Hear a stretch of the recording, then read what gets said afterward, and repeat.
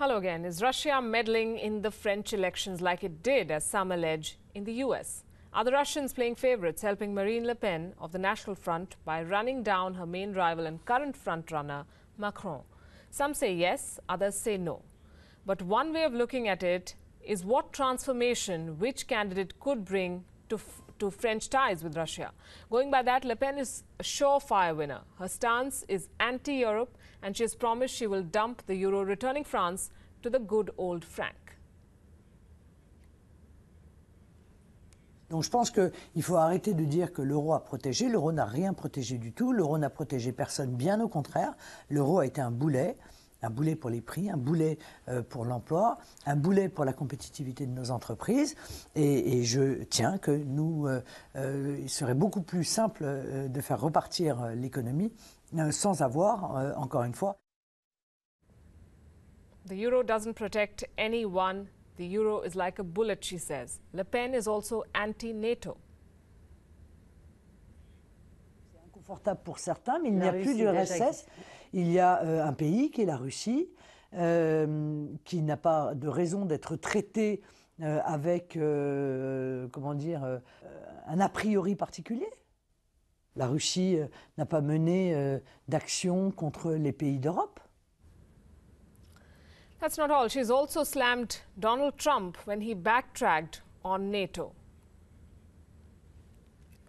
She said, and I'm quoting, he's in contradiction with the comments he's made. He had said that he would not be policeman of the world, that he would be president of the United States, but it seems that he has changed his mind.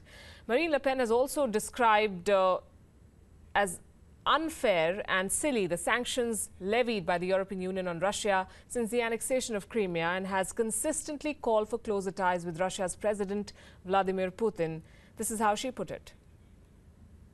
Qu'il a de la France, parce que le moins qu'on puisse dire, c'est que le fait d'être le chouchou du système, ça a été le cas pendant tout le premier tour et encore plus peut-être au second tour, n'a pas permis aux Français d'avoir une vision très claire sur la personnalité de M. Macron et surtout sur son parcours politique. Her critics say that she is in hock to Russian banks that have financed her election campaign. Le Pen does not deny it, arguing that she had no choice as French banks refused to lend her any money. She's used that to turn her guns on Emmanuel Macron.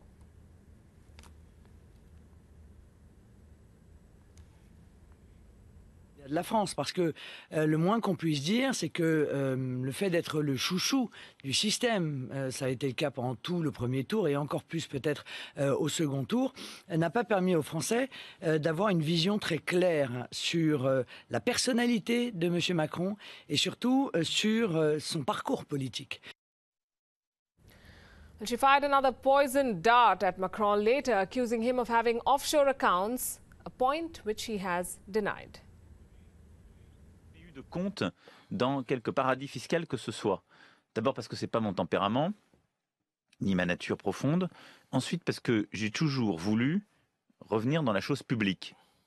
Voilà. Et donc quand j'ai passé à peu près 4 ans dans la sphère privée, oui, étant un esprit prévoyant, je me suis gardé d'avoir quelques conflits d'intérêts que ce soit et d'avoir quelques pratiques de ce type que ce soit. Parce que je me suis toujours dit, je ne saurais pas l'expliquer à nos concitoyens. Donc je n'ai jamais eu de tel compte. Well, the pro-Macron media is full of reports suggesting the Russians are trying to sabotage his campaign. A Tokyo-based cybersecurity firm, Trend Micro, says that it has discovered 4 phony web domain names that were very similar to the domain names of the Macron campaign. The idea may have been to trick careless campaign workers to accidentally compromise their email accounts. The fake domain names were apparently the work of Pawnstorm.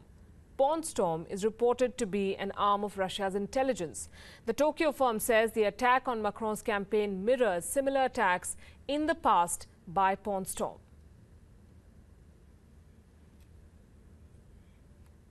Aux différents modes opératoires du groupe, et en particulier en s'intéressant sur la partie campagne de phishing, on a listé plus de 70 groupes mondiaux, beaucoup européens et certains français qui ont été ciblés par le groupe Pawnstorm. Et en particulier sur la France, on a trouvé un dispositif d'attaque, donc des fausses URL, qui sont disponibles depuis le 15 mars et qui simulent un nom de domaine rattaché à En Marche, donc le groupe présidentiel de campagne d'Emmanuel Macron. For the record, the Russians have dismissed the accusations, but going by Western media reports, why would the Russians target Macron? Because it would seem he's everything Le Pen isn't. He's pro-Europe, pro-Euro, pro-NATO. In sum, he is for the status quo, a centrist. Current opinion polls suggest that his views are gaining traction with voters. He's ahead at 60% against 40% for Le Pen. D-Day is Sunday, when France will pick the winner. Mandy Clark, our London bureau chief, who will be covering this election for us, is joining us live this evening. Mandy, could the French election have been any more exciting, and how big is this issue of alleged Russian interference among the voters? Well, it's yet to be seen how big it is. Now, you know, it does feel very similar, as you pointed out, to the American elections, where there's these accusations of Russian interference. There was a strong opinion poll suggesting that it was going to be Hillary Clinton who would take it, and of course it turned out otherwise. So a lot of people are a bit hesitant on guessing the final outcome, but of course those polls are pointing to Macron. There was a big French presidential debate last night, and in that presidential debate, now 16 million French people watch these debates. It's when they form their opinions. It was a bruising fight between the two candidates, Macron and Le Pen.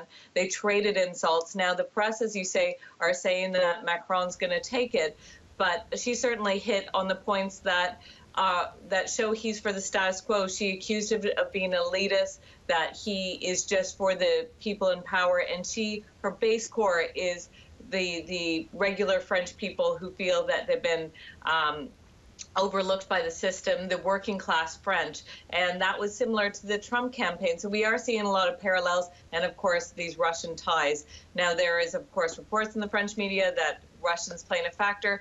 A lot of French people aren't taking it too seriously at the minute, but maybe they'll change their tune. Well, there are a lot of parallels. Certainly, the one glaring difference is that if Russia is indeed meddling, it isn't doing as good a job as it allegedly did in the US, because Macron's lead is widening. Well, yes, but I think we learned the hard way, certainly all journalists who cover the American elections, that opinion polls can be wrong. And up until the day, as the numbers were coming in, those opinion polls didn't really reflect reality. So we will see if these opinion polls are far more accurate and really showing the French mood. I think there's a little more hesitancy towards Le Pen, because she's been a figure of the far right for a long time, and some of what she has said has breached on race hate. So there is a natural aversion to some of what she said, but the fear of terror attacks is certainly one that she certainly plays on, and that Macron has accused her of trying to divide the French nation. So they were certainly throwing hard insults at each other, and he ended the debate yesterday saying that France deserves better, but what France deserves is what they're going to decide on Sunday. Right, and I'm looking at reports, Mandy. Richard Burr, the head of the U.S. Senate Intelligence Committee, he was presiding over a briefing on investigation into alleged Russian interference in the U.S. election. And he said, and I'm quoting, "I think it's safe by everybody's judgment that the Russians are actively involved in the French elections. Part of our responsibility is to educate the rest of the world." This came a few weeks back. These are very serious charges. Has any formal complaint been filed in France to look into these allegations? No formal complaint as yet, but it will be interesting going ahead, depending on who's the winner, how that will proceed. If it's Macron, perhaps there's a far more vested interest to find out how much Russian interference, if there was any, and how much actually took place. Now, if Le Pen wins, it's not really in her interest to do these investigations. And we've noticed the parallel in the U.S. Trump was very dismissive of the claims of Russian interference and was dragging his heels on these investigations. Of course, it happened outside the presidency. It happened through the intelligence community. But it's unclear if Le Pen is going to be if she gets in, would she also be very dismissive and kind of block some of these investigations? And my final question, one of the newspaper headlines says that French elections' latest polls show Marine Le Pen would be easily winning if she was a candidate in Russia. Has Russia responded to these charges? Now, Russia has dismissed any and all allegations of meddling. They have only said, you know, that they're watching it and considers the allegations just trying to smear the Russian Federation. That's what they said before, and they're maintaining that line. So, when they face the allegations from the U.S., they haven't really responded to it. You know, there was an overall shrug from Russia. So it's very hard to see if these allegations in the French elections get proven, what, if anything, Russia is going to do to defend itself. Right. Mandy Clark, looking forward to your reports from France over the weekend. Thanks very much for joining us. And former U.S. President Barack Obama has endorsed Emmanuel Macron. So Le Pen's critics saying that this too is influencing an election in a different country. It is an interesting fight and we'll be on top of it for you. Let's turn to what else is happening. Donald Trump, he's become synonymous with U-turns from Syria to North Korea. The world has seen his unabashed volte-face repeatedly. And now he's talking about an Israel-Palestine peace deal. Here's a report.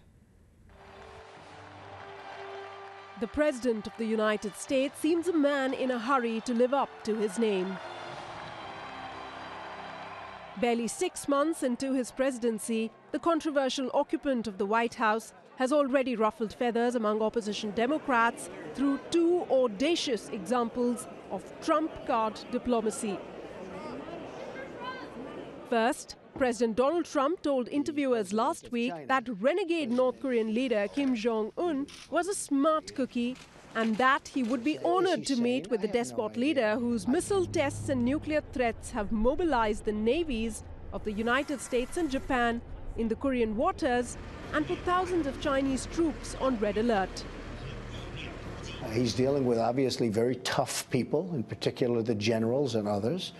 And at a very young age, he was able to assume power. A lot of people, I'm sure, tried to take that power away, whether it was his uncle or anybody else.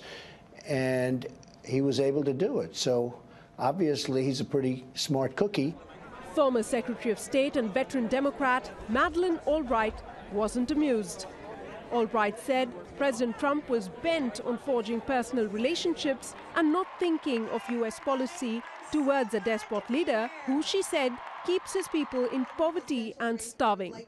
Albright and many other leaders may criticize the U.S. president's tendency to act more like a magnet and less like a statesman, but in the corridors of power of the Trump administration, it seems far from business as usual. Just months after meeting the Israeli Prime Minister Benjamin Netanyahu, President Trump welcomed the Palestinian leader Mahmoud Abbas in the White House. He dismissed the long-standing Israel-Palestine standoff and assured Abbas that he, Donald Trump, would succeed where others failed. "We shall get it done," he said, of the elusive peace deal between the 2 warring sides in the Middle East. Bureau Report, WION. Well, good luck to Donald Trump, we say. And now to some news that you can use. If someone invites you to edit a file in Google Docs today, then beware. It's probably a phishing attack. Google customers have been targeted with a scam that gave hackers access to the contents of emails, contact lists, and online documents of victims. But how exactly does this work and why are you at risk? The email invitation comes from someone you know. On clicking the link, the user is taken to the Google security page. It then seeks permission for the fake app to manage the user's email account. All email addresses accessed in spam gets forwarded to your contacts. The password reset emails may get sent to other services using infected email addresses.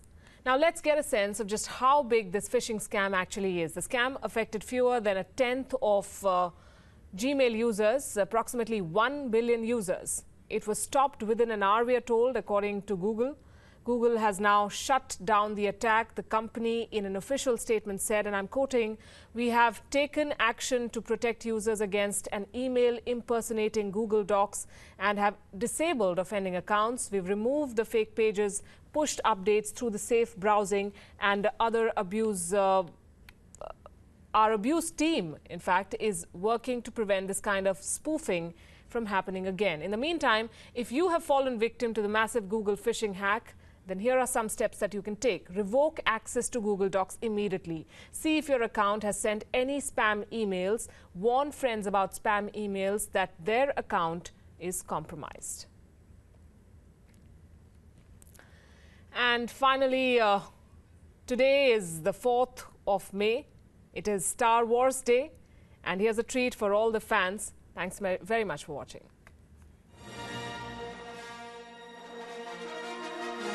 It began with some clever wordplay on an ad featuring former United Kingdom Prime Minister Margaret Thatcher. Welcome to Star Wars celebration in Orlando, Star Wars. But today, May the 4th is celebrated worldwide as Star Wars Day.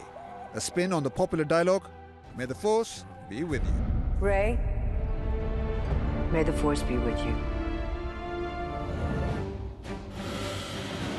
While fans across the world celebrated in costumes and lightsabers, many of them took to Twitter to remember Carrie Fisher, the artist who played the popular character of Princess Leia.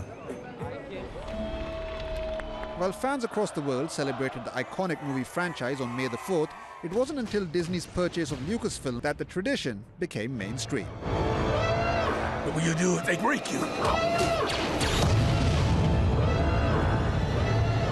Disney Parks and Star Wars, does anything go better together? The celebrations are also marked by massive marketing and advertising glitz, keeping the buzz alive around the iconic brand. I wanted to come and see you face to face, and may the Force be with you. Thank you. 2017 is a special year for Star Wars fans. The Last Jedi, the second film of the Star Wars sequel trilogy, is scheduled for release in December. I only know one truth.